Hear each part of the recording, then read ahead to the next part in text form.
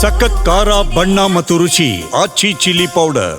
ವೀಕ್ಷಕರೇ, big boss ಮನೆಯಲ್ಲಿ ಒಂಥರ ಚೆಂದುಳ್ಳಿ ಚೆಲುವೆ ಅಂತಲೇ ಹೇಳಬಹುದು. ಅಷ್ಟು ಅದ್ಭುತವಾಗಿ ರೆಡಿಯಾಗಿ ಕ್ಯೂಟ್ ಆಗಿ ಕಾಣಿಸ್ಕೊಂಡು ಮಾತಾಡೋಕ್ಕೆ ನಿಂತರೆ ಮಾತ್ರ ಏನು ಮಾತಾಡ್ತಾರೆ ಅಂಥೇಳಿ ಕಾದು ಕಿವಿ ಕೊಟ್ಟು ಕೇಳ್ತಾ ಇದ್ದಂಥ ಒಂದು ಸುಂದರವಾದ ಹೀರೋಯಿನ್ ಹೊರಗಡೆ ಬಂದಾಗಿದೆ. ರಾಶಿಕಾ ಶೆಟ್ಟಿ ಅವರು ನನ್ನ ಜೊತೆ ಅವರಿದ್ದಾರೆ. ಅವ್ರನ್ನ ಮಾತನಾಡಿಸ್ತಾ ಹೋಗ್ತೀನಿ.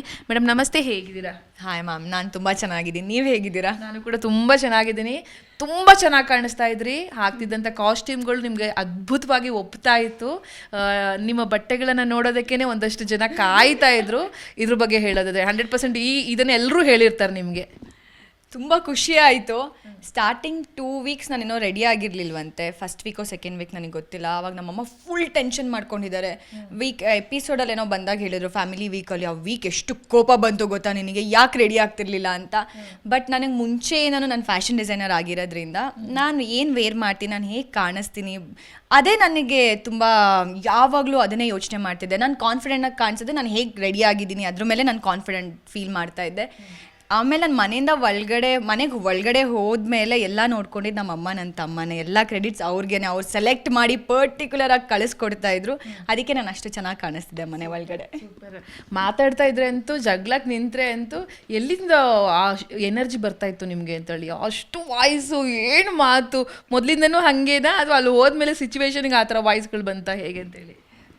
ಇಲ್ಲ, ಅದ್ರಲ್ಲೊಂದು ಕ್ಯೂಟ್ ಇತ್ತು, ವಾಯ್ಸಲ್ಲಿ ಒಂದು ಕ್ಯೂಟ್. ನಾನು ಅಂದರೆ ತುಂಬ ಜಗಳ ಮಾಡಲ್ಲ, ಎಲ್ಲ ಮಾಡಲ್ಲ. ಯಾಕಂದರೆ ಆಚೆ ಕಡೆ ಆ ಥರ ಸಿಚುವೇಶನ್ಸ್ ಕ್ರಿಯೇಟ್ ಆಗಲ್ಲ ನಮಗೆ. ಬಟ್ ಮನೇಲೂ ಜಗಳ ಅಂತ ಬಂದರೆ ತಮ್ಮನ ಜೊತೆ ಏನಾದ್ರು ತಪ್ಪು ಅನ್ನಿಸ್ದಾಗ ವಾಯ್ಸ್ ರೈಸ್ ಮಾಡ್ತಾನೆ ಇದೆ, ಕಿರ್ಚ್ತಾ ಇದೆ ನಮ್ಮ ಮನೇಲಿ. ಪ್ಲೀಸ್ ಸೈಲೆಂಟ್ ಆಗಿರು ಅಂತಿದ್ರು. ಆ್ಯಂಡ್ ಅಪ್ಪ ಅಮ್ಮ ಇರೋದು ಮೈಸೂರಲ್ಲ. ನಾನು ಹೋಗಿ ಬರ್ಬೇಕಾದ್ರೆ ಅಪ್ಪ ಹೇಳ್ತಾರೋ, ಮನೇನೇ ತುಂಬ ಸೈಲೆಂಟ್ ಅನ್ನಿಸ್ತಿದೆ ಕಣೆ, ನಿನ್ನ ವಾಯ್ಸ್ ಕೇಳಿಸ್ತಿಲ್ಲ, ಕಿರಿಚ್ತಿದ್ದೆ, ನೀನು ಬೇಲ್ ಕುತ್ಕೊಂಡು ಕಿರಿಚಿದ್ರೆ ಕೆಳಗೆ ತನಕ ಕೇಳಿಸ್ತಿತ್ತು ಅಂತೆಲ್ಲ ಹೇಳ್ತಾ ಇದ್ರು. ಅಲ್ಲಿ ಸಿಚುವೇಶನ್ಸ್ ಕ್ರಿಯೇಟ್ ಆದಾಗ ನಾನು ಮಾತಾಡಲೇಬೇಕಿತ್ತು. ನಾನು ಸಾಫ್ಟಾಗಿ ನನಗೆ ಇಷ್ಟ ಇರೋರ ಜೊತೆ ಫುಲ್ ಮಾತಾಡ್ತಿರ್ತೀನಿ. ಬಟ್ ನನಗೆಲ್ಲೋ ತಪ್ಪು ಅನ್ನಿಸ್ದಾಗ ನಾನು ಅದನ್ನು ಅಲ್ಲೂ ಯಾರೂ ಕೇಳಿಸ್ಕೊಳಲ್ಲ ಅಲ್ವಾ, ಕಿರ್ಚಲೇಬೇಕಾಗತ್ತೆ. ಆ ಸಿಚುವೇಶನ್ ಪಟ ಅಂತ ಮಾತು ಬಂದ್ಬಿಡ್ತಿತ್ತು.